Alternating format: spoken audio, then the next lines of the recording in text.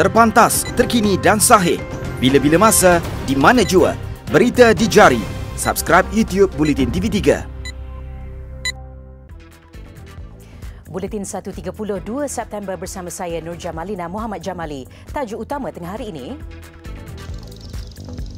Laporan analisis video seks, Luqman Adam dijangka beri keterangan esok. Juga JPN nafi DAP Kepung rancang daftar MyKad untuk Parti Cina.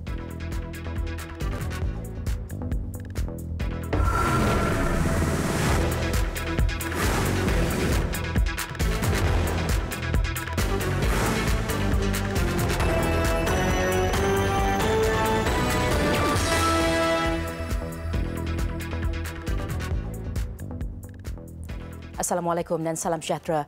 Polis Diraja Malaysia PDRM akan memanggil Presiden Pemantau Malaysia baru Datuk Luqman Nur Adam berhubung laporan analisis video seks dikaitkan dengan seorang menteri. Pengarah Jabatan Siasatan Jenayah Bukit Aman Datuk Huzir Mohamad berkata, Datuk Luqman dijangka hadir ke Ibu Pejabat Polis Bukit Aman esok untuk memberi keterangan mengenai laporan analisis oleh syarikat Verdant Forensics yang dikemukakannya baru-baru ini.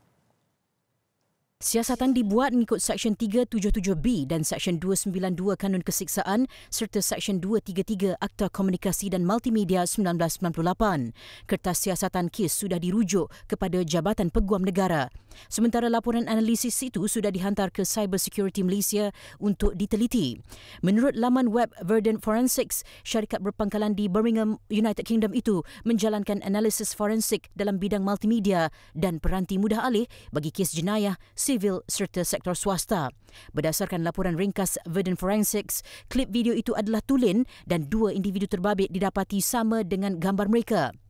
18 Julai lalu, Ketua Polis Negara Abdul Hamid Badur memaklumkan analisis Cyber Security Malaysia mengesahkan video seks itu adalah tulen tetapi tidak dapat mengecam individu yang dikatakan mirip seorang menteri itu.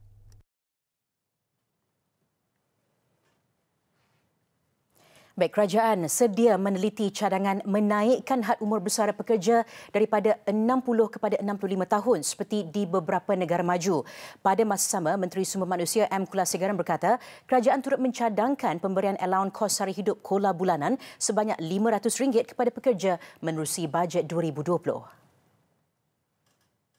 Menurutnya, kedua-dua cadangan itu antara perkara yang telah dibincangkan kementeriannya dengan Kementerian Kewangan baru-baru ini. Dua cadangan berkenaan akan diperhalusi sebelum keputusan dibuat. Ini kerana beliau berkata, baru-baru ini Singapura menaikkan had umur persaraan kepada 65 tahun. Kulasegaran berkata demikian selepas program kempen menanam pokok di Ipoh, Perak pagi tadi. Ditanya sama ada cadangan itu relevan kerana dikhawatiri mengurangkan peluang pekerjaan kepada generasi muda, beliau berkata cadangan peningkatan itu dilihat mampu memberi kebaikan kepada negara pada masa hadapan. Semalam, Kongres Kesatuan Sekerja Malaysia MTUC menggesa kerajaan memperkenalkan pemberian allowance kos sara hidup kola bulanan RM500 atau lebih kepada pekerja. MTUC juga mencadangkan kerajaan meningkatkan had umur persaraan mandatori kepada 65 tahun. Jabatan Pendaftaran Negara JPN menafikan dakwaan bahawa DAP Kepung sedang merancang untuk mendaftar MyKad bagi pendatang haram Cina dalam video yang tular di media sosial. JPN dalam kenyataan hari ini berkata video lama tersebut telah disalah tafsir dan menyebabkan orang ramai yang tiada kerakyatan hadir di Pejabat Dewan Bandaraya Kuala Lumpur DBKL bagi menukar status kewarganegaraan mereka. Menurut kenyataan JPN hari ini, program anjuran pejabat Parlimen DAP Kepung pada penghujung 2018 hanya melibatkan sesi penerangan dan taklimat berhubung tata cara permohonan kewarganegaraan dan kad pengenalan. Justru tiada urusan permohonan pada hari berkenaan dan JPN menasihatkan mereka untuk ke pejabat JPN berhampiran bagi urusan permohonan. Justru JPN meminta orang ramai agar segera menghentikan penyebaran video itu di media sosial bagi mengelak sebarang kekeliruan dan seterusnya menggugat ketenteraman awam. Tindakan undang-undang akan diambil bagi penyebaran maklumat yang tidak benar oleh individu yang tidak bertanggungjawab. Untuk maklumat lanjut, orang ramai boleh hadir ke mana-mana pejabat JPN atau melayari laman sesawang rasmi JPN. Orang ramai juga boleh menghubungi unit komunikasi korporat JPN di talian yang tertera. Perdana Menteri menyifatkan golongan belia hari ini kurang merasa tekanan dan kesusahan berbanding zaman belia muda dahulu. Tun Dr. Mahathir Mohamad berkata ini kerana pada ketika itu kehidupan begitu sukar kerana kemiskinan dan mereka lebih mementingkan pendidikan. Dalam satu temu bual eksklusif disiarkan Going Places, majalah penerbangan Malaysia Airlines, Tun Dr. Mahathir berkata belia pada waktu dahulu bercita-cita masuk ke universiti untuk memperbaiki pendapatan. Ketika beliau belajar di Kolej Perubatan, hanya terdapat 7 pelajar Melayu. Namun hari ini, ribuan penuntut universiti mempunyai beasiswa. Justru mereka lebih cenderung untuk mengambil kesempatan mendapatkan apa yang mereka mahu dengan mudah. Kehidupan sekarang juga, kata beliau, lebih mudah kerana orang mempunyai lebih banyak wang berbanding masa dahulu. Menjawab soalan lain berhubung strategi membina generasi muda Malaysia, Perdana Menteri berkata selepas kemerdekaan, rakyat mula berfikir bahawa kerajaan harus berbuat lebih banyak untuk mereka. Kemudian pengundi menyedari bahawa undi mereka sangat penting dan mereka boleh menggunakan kertas undi untuk memaksa kerajaan memberi semua perkara yang mereka mahu. Dalam pada itu, Perdana Menteri tiba di Phnom Penh untuk memulakan lawatan rasmi 3 hari ke Kemboja. Pesawat membawa beliau bersama isteri Tun Dr. Siti Hasmah Muhammad Ali mendarat di lapangan terbang antarabangsa Phnom Penh pada 9.35 pagi tadi waktu tempatan. Ketibaan Perdana Menteri disambut Menteri Tugas-Tugas Kemboja Datuk Osman Hassan selaku Menteri Pengiring. Lawatan rasmi Tun Dr. Mahathir ini atas jemputan rakan sejawatnya Hun Sen yang mengagumi keteguhan pemimpin negara berusia 94 tahun itu memacu pemodenan dan pembangunan Malaysia. Turut mengiringi lawatan beliau ialah Menteri Luar Datuk Saifuddin Abdullah, Menteri Perdagangan Antarabangsa dan Industri Datuk Darrell Laiking dan Duta Besar Malaysia ke Kemboja Eldin Husaini Muhammad Hashim. Perdana Menteri mempunyai jadual padat dengan menghadiri sesi dialog di Royal University di Phnom Penh, RUPP dan mesyuarat khas bersama pemimpin komuniti Islam Kemboja serta menghadiri makan malam bersama diaspora Malaysia. Esok pula beliau dijadual melawat Tugu Peringatan Kemerdekaan Kemboja, seterusnya diberikan sambutan negara di Peace Palace disusuli mesyuarat 2 hala bersama Hun Sen. Kedua-dua pemimpin juga akan menyaksikan majlis menandatangani perjanjian pengecualian cukai berganda DTA dan Memorandum Persefahaman Kerjasama Pelancongan Malaysia Kemboja sebelum mengeluarkan kenyataan bersama mengenai hasil pertemuan itu. Seterusnya, kualiti udara di 12 buah sekolah kebangsaan sekitar Pasir Gudang Johor mula dipantau secara menyeluruh hari ini bagi memastikan ia tidak berbahaya sepanjang berlangsungnya peperiksaan ujian penilaian sekolah rendah UPSR. Sebelum ini, sebagai langkah pencegahan, Jabatan Pendidikan Negeri mengambil keputusan untuk memberi cuti kepada 11,300 murid darjah 1 hingga 5 sekolah terbabit bermula 4 hingga 11 September. Pihak Pejabat Pendidikan Daerah Pasir Gudang dan juga Jabatan Pendidikan Negeri Johor sebenarnya telah merangka lebih awal plan kontingensi, persiapan-persiapan bagi menghadapi peperiksaan UPSR. Kita juga telah bersedia dari segi sesuatu perkara yang akan berlaku yang kita rasa berkaitan dengan pencemaran bau. Jadi 12 buah sekolah kita jadikan sebagai sekolah fokus untuk diberi perhatian oleh semua agensi, Jabatan Alam Sekitar, agensi Kementerian Kesihatan, JPAM, polis dan sebagainya. Jadi persediaan yang kita buat adalah untuk 12 sekolah fokus tersebut. Tambahnya, Jabatan Alam Sekitar Negeri telah menempatkan pegawai di sekolah terbabit bersama alat pengesan udara. Sepanjang UPSR, hanya 2,175 calon dibenarkan berada di sekolah terbabit iaitu SK Kopok, SK Puteri Resort, SK Taman Saintex, SK Kota Masai, SK Pasir Gudang 4 dan SK Taman Bukit Dahlia. Selain SK Taman Megaria, SK Taman Pasir Putih, SK Taman Rinting 3, SK Pasir Gudang 1 dan 3 serta SK Kota Masai 3.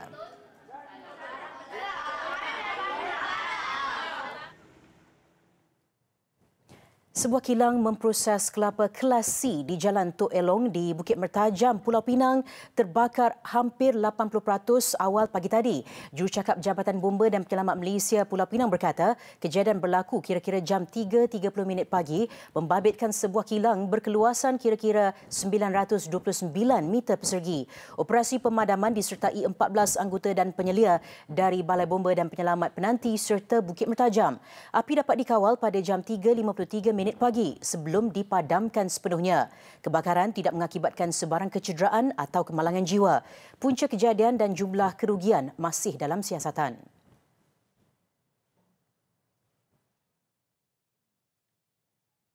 Sementara itu, di Pekan Pilah Negeri Sembilan, sebuah kedai serbaneka terbakar malam tadi. Tiada kemalangan jiwa dilaporkan, namun ia memusnahkan kira-kira 40% kedai berkenaan. Kejadian berlaku kira-kira jam 9.20 malam melibatkan bahagian tengah tingkat bawah bangunan kedai yang terletak di Jalan Tung Yen. Operasi pemadaman membabitkan anggota dan pegawai dari Balai Bomba Kuala Pilah tamat kira-kira 10.26 malam. Usaha awal pihak bomba berjaya mengawal kebakaran daripada merebak ke tingkat atas. Punca kejadian dan jumlah kerugian sedang disiasat. Dikurniakan jiwa seni, insan ini cenderung kepada dunia lukisan, barang-barang antik serta artifak Islam sehingga membuka galeri di kediamannya sendiri. Galeri yang dinamakan Galeri Faiz menempatkan koleksi peribadi untuk perkongsian umum. Ikuti laporan wartawan Hawa Rizwan.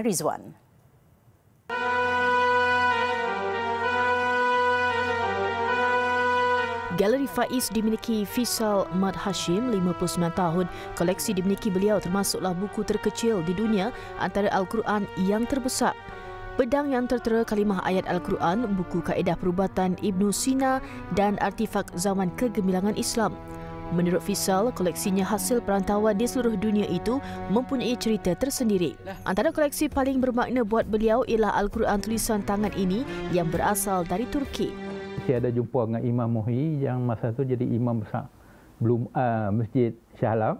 Dia kata nak pergi cari Quran tu tangan, cuba tanya Imam Blue Mosque. Jadi antara yang menarik yang boleh dapat beberapa naskah Quran ni adalah bila saya pergi ke Turki, saya terus pergi jumpa dengan Imam Blue Mosque dan kata ada kiriman sikit. Jadi dia tanya apa tujuan, saya kata antara dia nak cari Quran tulis tangan lah.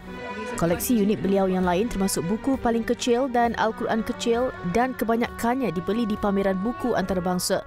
Katanya setiap tahun negara yang terlibat akan mempamerkan koleksi paling unik. Buku-buku kecil seperti duit shilling 50 sen ini menarik perhatiannya. Selain itu, artifak dan buku autonomi tubuh badan manusia yang ditulis pada zaman belum terciptanya teknologi amat mengagumkan kami yang berkunjung ke sini.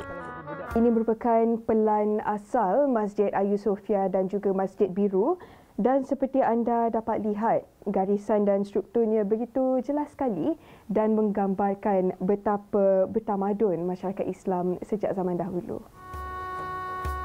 Faisal Mat Hashim merupakan ahli seumur hidup Persatuan Nasionalis Malaysia Penang serta pernah dianugerahkan gelaran tokoh perbukuan Islam oleh Yayasan Pembangunan Buku Negara dan Gapena pada 15 Disember 2016. Laporan Hawa Rizwan.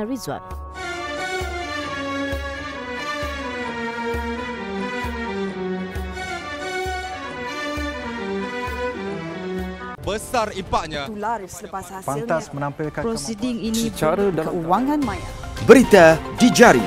Subscribe YouTube Bulletin TV3. Berita luar negara. Sekurang-kurangnya 30 orang cedera selepas dihempap sebuah skrin LED besar di Jerman. Kejadian berlaku kira-kira jam 9.20 malam ketika pertunjukan konsert sekumpulan penyanyi rap sedang berlangsung di Essen. Menurut saksi, sebelum kejadian, angin kencang dan hujan lebat melanda kawasan terbabit. Persembahan nyanyian itu dihadiri sekitar 20,000 orang. Namun ketika persembahan berlangsung, kawasan berkenaan dibadai ribut kuat dan menyebabkan skrin LED itu tiba-tiba runtuh dan menghempap pengunjung berhampiran. Keadaan menjadi huru-hara akibat pengunjung panik dan bertempiaran lari. Pihak berkuasa memaklumkan kesemua mangsa yang cedera sudah diberikan rawatan. Siasatan lanjut berhubung kejadian sedang dilakukan pihak berkuasa.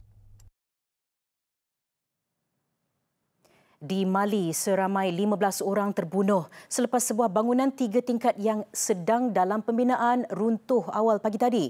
Menurut laporan media, tingkat paling atas bangunan terbabit runtuh dan menimpa tingkat lain di bahagian bawah yang sudah diduduki. Bagaimanapun, seramai 26 mangsa berjaya diselamatkan daripada bangunan terbabit. Ia termasuk seorang kanak-kanak perempuan berusia 4 tahun yang berjaya ditarik keluar daripada runtuhan. Menurut pihak berkuasa, insiden bangunan runtuh agak lazim di Mali kerana bangunannya sering dibina tanpa kebenaran, perincian dan pemantauan yang ketat. Punca kejadian sedang disiasat.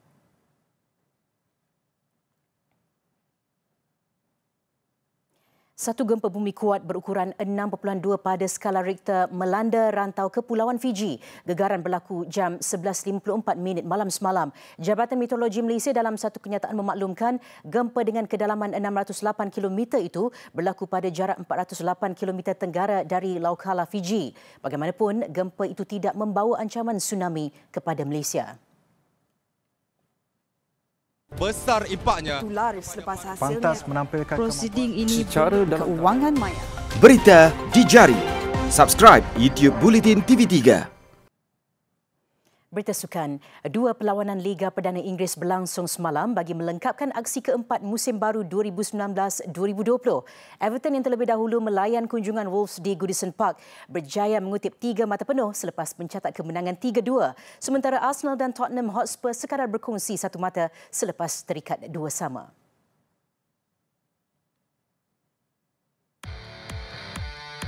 Beraksi di Emirates, Arsenal terpaksa bangkit 2 kali untuk mengikat Tottenham 2-2. Ketinggalan 0-2 menerusi jaringan pemain tengah Tottenham Christian Eriksen pada minit ke-10 dan Harry Kane menyudahkan sepakan penalti pada minit ke-40. Arsenal berjaya merapatkan jurang gol pada masa kecederaan separuh masa pertama menerusi Alexander Lacazette. Masuk babak kedua, penguasaan penuh yang ditampilkan Arsenal nampaknya menjadi apabila Pierre-Emerick Aubameyang berjaya menyamakan kedudukan 2-2 pada minit ke-71. Dan selang 8 minit kemudian, Arsenal bagaikan diambang kemenangan selepas pemain pertahanan Sokratis mudah menolak masuk hantaran Shad Kolasinac. Namun jaringan itu dibatalkan kerana offside selepas dikesan melalui video bantuan pengadil VAR. Kekal 2-2 sehingga tamat masa permainan, keputusan seri itu bagaimanapun memadai buat kedua-dua pasukan apabila Arsenal kembali berada dalam kelompok 5 pasukan terbaik sementara Tottenham naik ke tangga ke-9 Liga. Sempena Hari Sambutan Kemerdekaan Negara, berlangsungnya pertandingan Grand Final Pesta Futsal Rakyat bagi merebut Piala Tun Dr. Mahathir Mohamad. Selepas siri jelajah seluruh semenanjung sepanjang 2 bulan lalu, pemenang kategori yang dipertandingkan termasuk 2 kategori utama, terbuka lelaki dan wanita, akan ditentukan pada saingan yang diadakan di Uptown Sports Bangi. Turut diadakan kategori bagi peringkat umur bawah 16 dan 12 tahun. Dianjurkan Futsal.Asia, Pesta Futsal Rakyat menawarkan hadiah lebih RM200,000 membabitkan penyertaan 10,000 peserta di awal pertandingan lalu. Pertandingan ini mendapat sokongan Kementerian Belia dan Sukan KBS dan MyEG Services Berhad selaku penaja utama. Bukan setakat futsal, pesta ini turut mempertandingkan acara MyE Games dan juga PANA. Apa yang menarik, kejohanan ini memperkenalkan pendaftaran menerusi aplikasi dengan setiap pasukan diberikan kod QR dan pengenalan gelang tangan RFID yang mengakses maklumat dan profil pemain.